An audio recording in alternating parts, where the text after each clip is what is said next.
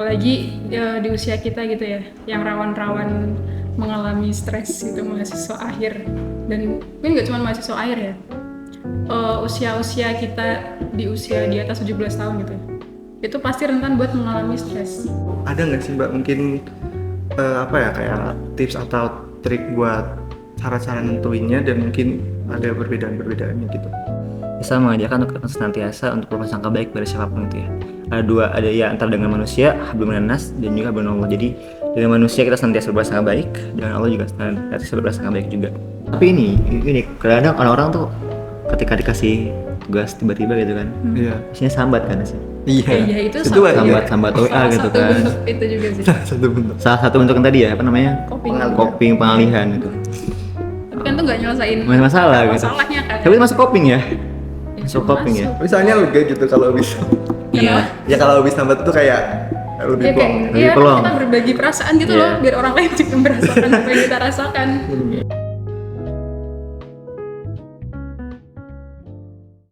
Assalamualaikum Sobat Kestiar, balik lagi di Kestiar, Podcast Syiar, ngobrol santai bersama Syiar Nuansa. Oke, akhirnya kita kembali lagi di another episode of Kestiar, dimana pada kesempatan kali ini saya Bagus Ramadan akan menemani kalian untuk ngobrol santai tapi dengan tema yang berbobot.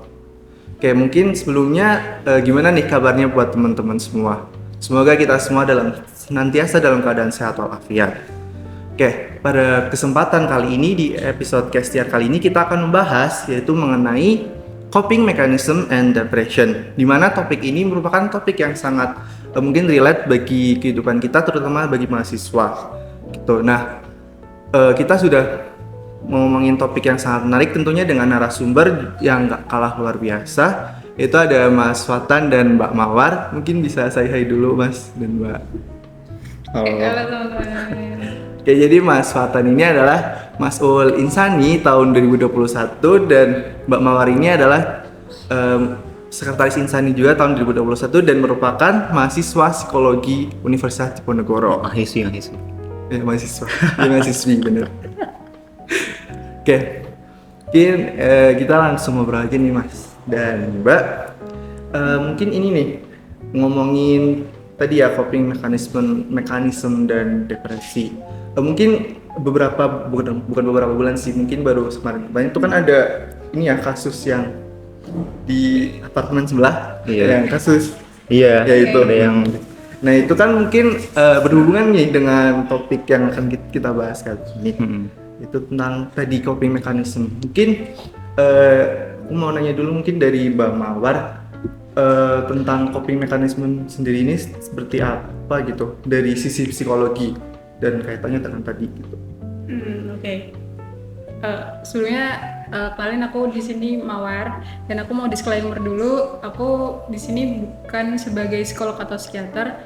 Aku cuma mahasiswa biasa yang lagi dan pernah gitu belajar tentang ilmu psikologi. Jadi di sini kita sharing-sharing aja. Kalau misalkan ada teman-teman mau komentar atau ngasih sanggahan pun juga boleh-boleh aja gitu, bisa di kolom komentar. Nah, jadi bicara tentang coping mechanism atau coping stress sendiri, itu awalnya itu kan berasal dari stres. Coping mechanism muncul itu karena ada stres. Nah, kenapa stres itu penting buat dibahas? Apalagi di usia kita gitu ya, yang rawan-rawan mengalami stres gitu, mahasiswa akhir. Dan mungkin nggak cuma mahasiswa akhir ya, usia-usia kita di usia di atas 17 tahun gitu, itu pasti rentan buat mengalami stres. Gitu. Kenapa ini penting buat dibahas? Yaitu tadi balik lagi, kesehatan mental itu sekarang udah harus semua tuh udah harus aware gitu terhadap kesehatan mental. Makanya kenapa stres ini perlu dipahami dan dipelajari setiap orang, bukan cuma mahasiswa psikologi, bahkan semuanya gitu. Kayak gitu. Nah, tadi bicara tentang coping stress. Kita bahas dulu apa itu stres.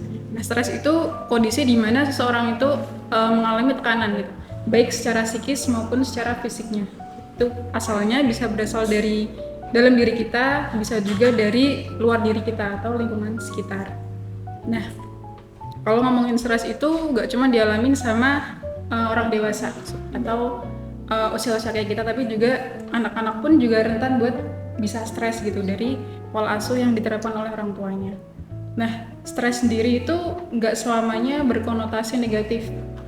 Bisa juga stres itu memberikan dampak positif gitu. Ada beberapa stres atau tekanan itu yang justru menimbulkan motivasi untuk apa ya istilahnya buat biar kita tuh lebih terpacu dan terdorong buat mencapai tujuan itu kayak gitu.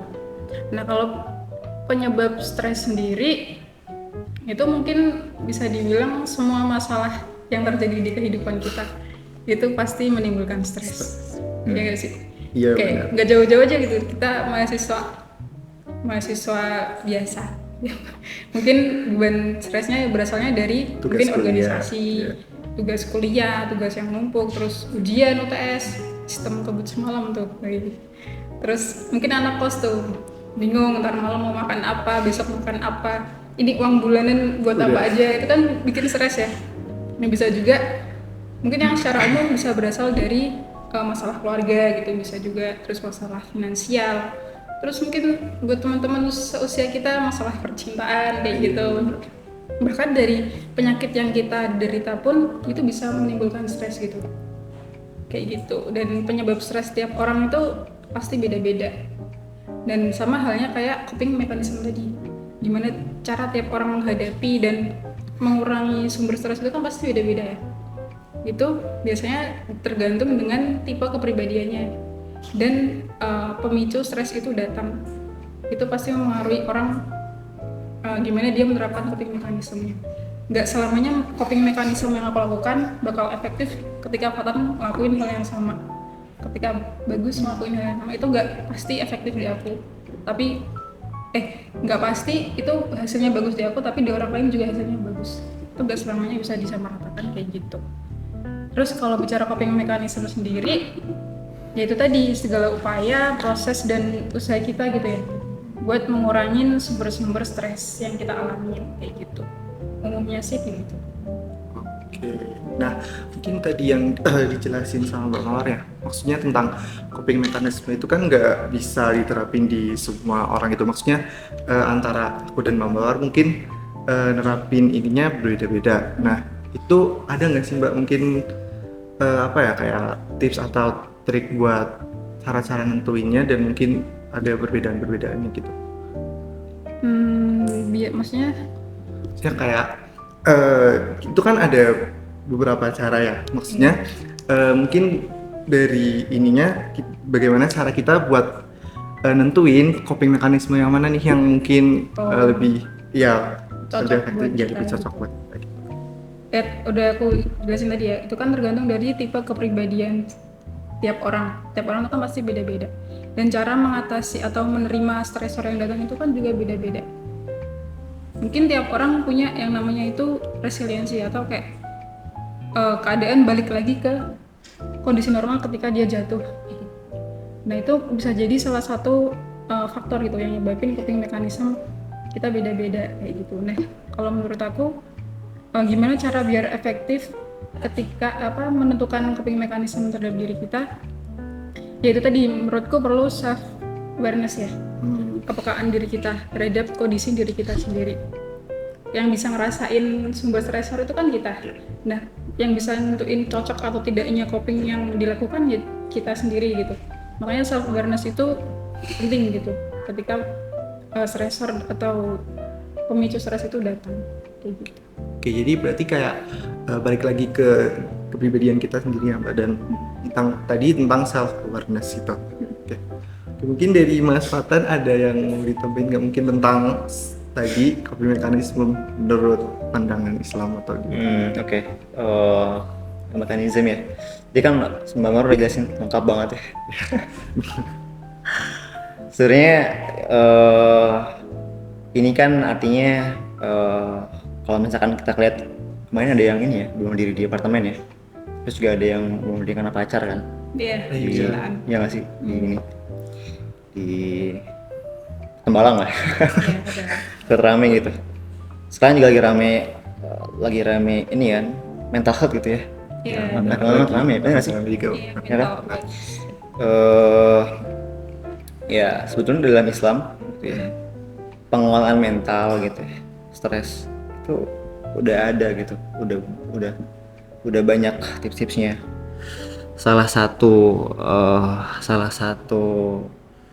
apa namanya, ayat yang Allah sampaikan gitu ya, tentang stres gitu ya, dalam mengolah stres kan apa sih lawannya, ketenangan ya, benar kan? Berarti bagaimana kita mencapai ketenangan hati gitu. Sedangkan Allah sampaikan dalam Quran, kalau nggak salah surat Ibrahim ya,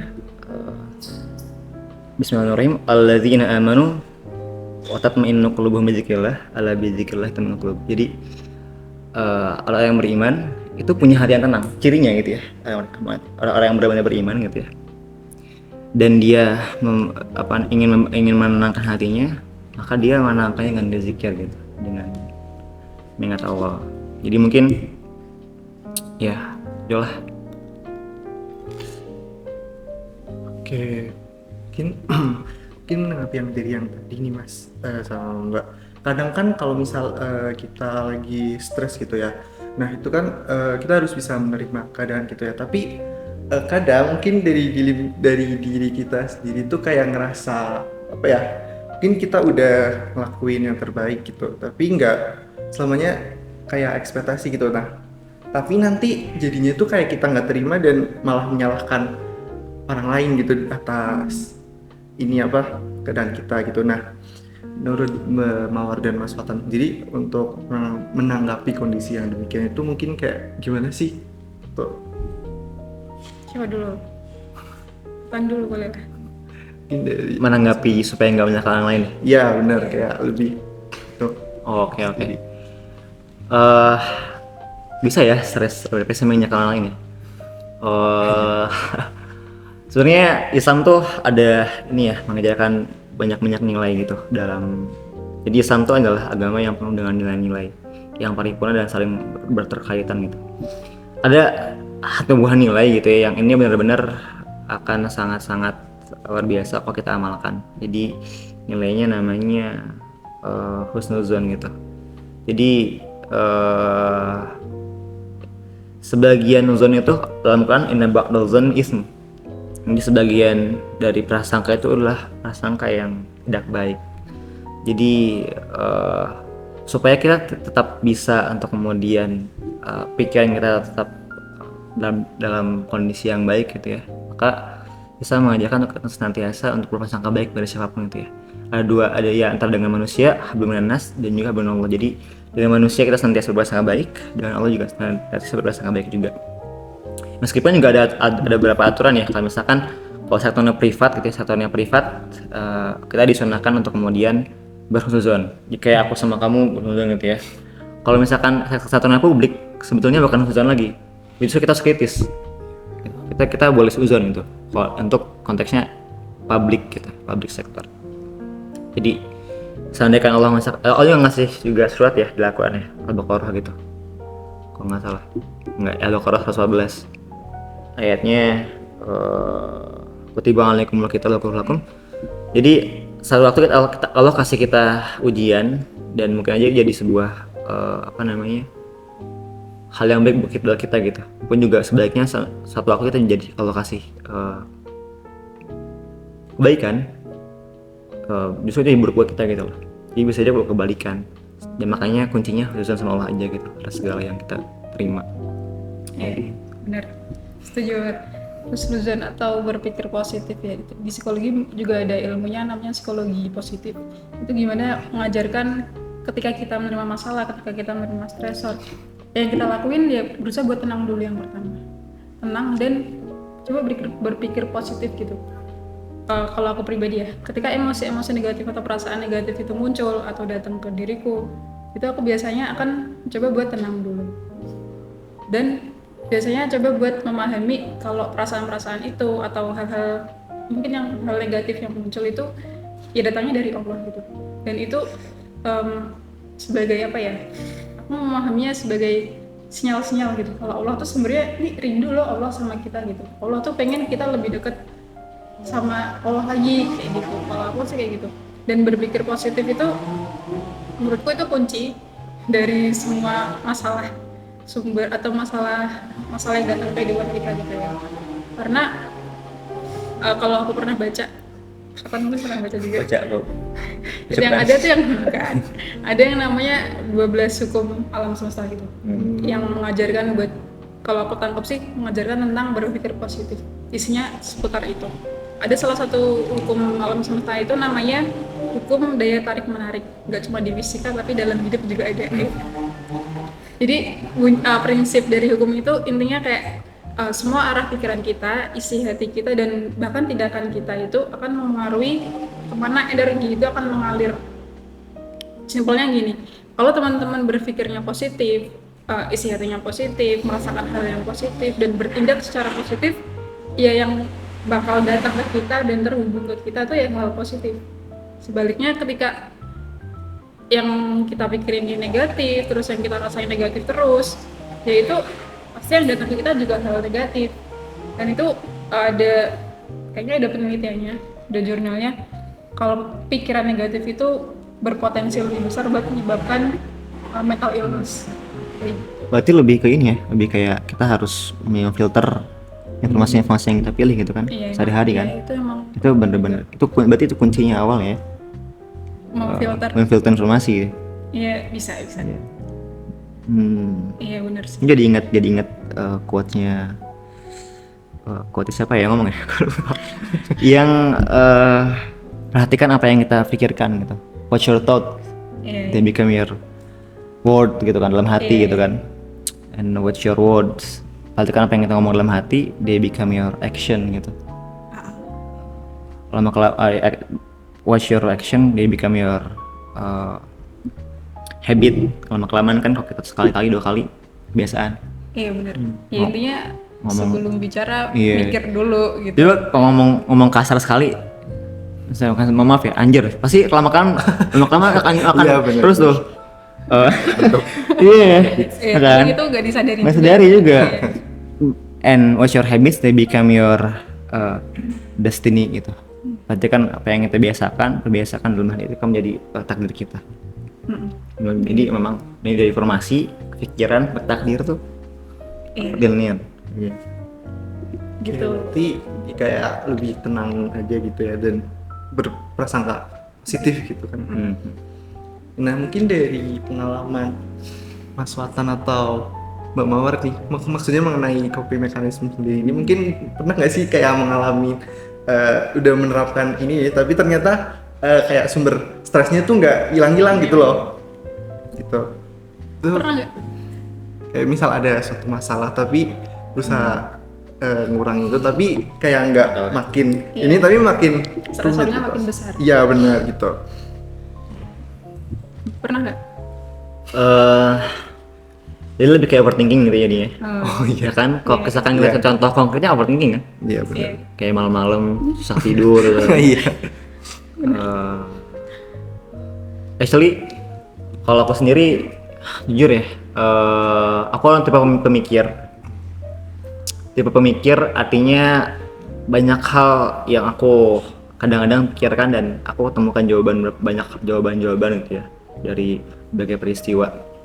Nah, sebetulnya aku sangat berpotensi banget, aku tuh thinker sangat berpotensi banget buat kemudian stres. Serius nih, aku sama Dinsani ini tiap malam kayak susah tidur gitu, karena banyak banget memikirkan gitu kan. Tapi akhirnya aku menemukan satu buah cara gitu yang ini gak dapat tips dari mentor juga gitu ya, bahwa tulis aja apa yang kita pikirkan malam hari itu untuk esok hari kita eksekusi gitu kan. Barangkali misalkan ada proker A, itu kalau konteksnya pikirnya banyak dan proker gitu, atau tentang diri sendiri gitu ya. Jujur, aku benar-benar orang yang sangat-sangat sering banget mengingat-ingat ayat yang aku sampaikan tentang khususan tadi ya. Jadi aku benar-benar menjaga diri supaya apapun yang terjadi sama aku itu pasti ada hal-hal baiknya. Makanya aku senantiasa, jujur ini bukan sombong sebenarnya, cuman alhamdulillah senantiasa tenang dan sebagainya. Makanya memang aku juga bilang ya bahwa ciri yang beriman tuh la khaufun 'alaihim wa la hum yahzanun gitu kan. Dia nggak sedih dan dia nggak takut, dia nggak sedih gitu selama hidupnya, karena dia dapat senantiasa menjaga moodnya gitu ya dengan kondisi tadi, berhubungan sama Allah gitu kan. Aku kemarin HP rusak, motor rusak. Tapi motor bersamaan tuh habis sekian juta lah. Tapi alhamdulillah dalam keadaan bersamaan aku mikir nih pasti besok-besoknya ada rezeki turun nih. Bener. Ada aja tuh turun gitu alhamdulillah. Proyek apalah gitu. Ya adalah alhamdulillah gitu kan. Tapi ya gitulah intinya. Alhamdulillah sama sini aku bisa ngontrol dengan usun tadi sih. Kayak gitu. Oke. Gimana? Mungkin kalau hotel lebih, ya benar sih, memang tadi kan aku bilang intinya tuh kuncinya husnuzon. Tapi kalau aku pribadi, yang namanya ekspektasi nggak sesuai realita itu pasti biasa lah terjadi dalam mungkin setiap orang pernah ngalamin itu. Tapi gimana aku mengcoping atau melakukan coping mekanisme terhadap hal itu? Kalau aku biasanya lihat konteks situasinya dulu. Misalkan ketika aku dihadapkan sama situasi yang di luar kontrol aku, nggak bisa aku kendalikan, biasanya asalnya dari orang lain atau dari lingkungan sekitar, itu aku akan nerapin yang lebih cari kegiatan pengalihan gitu. Misalkan nih contohnya, kayak tiba-tiba aku dikasih tugas numpuk mepet deadline, kan tiba-tiba tuh datangnya. Iya. Nah itu aku pasti kan muncul tekanan dan stres ya, normal lah sebagai manusia. Nah biasanya kalau aku pribadi, aku akan mencari kegiatan pengalihan, misalkan jalan-jalan atau nonton drakor. jadi kalau bisa tugas turun tiba-tiba kita mengerti untuk nonton drakor. Karena kan tekanannya tuh begitu langsung, dan aku biasanya kayak mengalihkan rasa tekanan itu dulu gitu. Aduh kok capek banget gitu. Ya udahlah, satu episode atau jalan-jalan kemana gitu.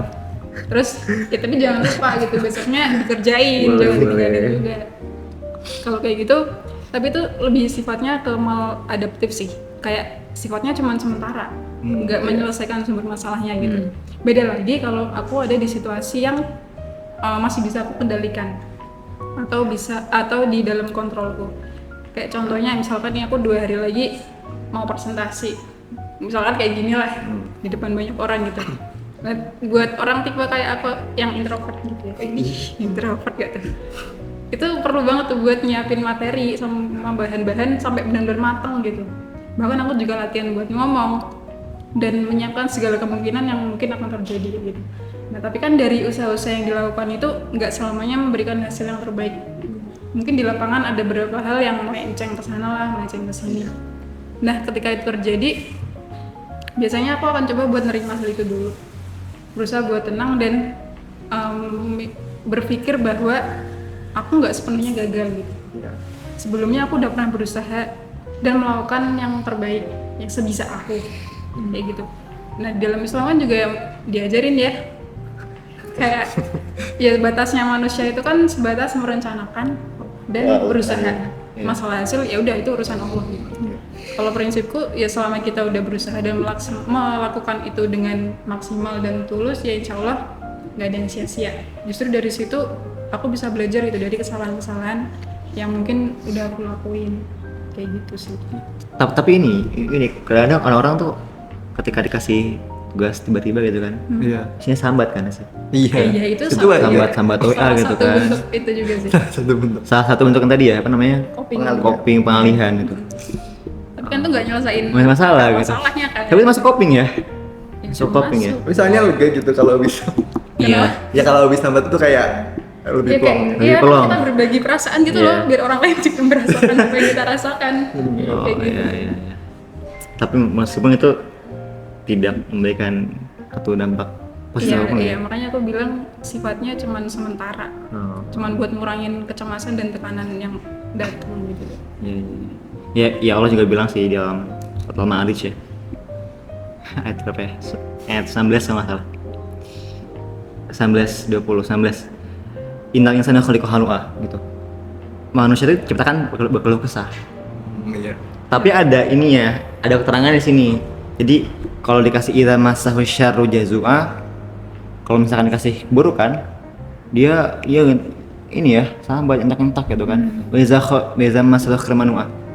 Kalau dikasih kesenangan, baik kan senang-senang gitu ya. Ya. Nah, tapi ada nih ya, ilal musallin. Jadi orang-orang yang sholat gitu kan. Dan seterusnya tuh. Dari menjaga, ada ciri-cirinya tuh. Jaga sholat, amanah dan sebagainya. Jadi Ya memang juga ciri mukmin yang ideal gitu ya, mukmin yang kafah gitu ya, matang secara individu, dia nggak gampang mengeluh gitu, dia kuat mentalnya sih.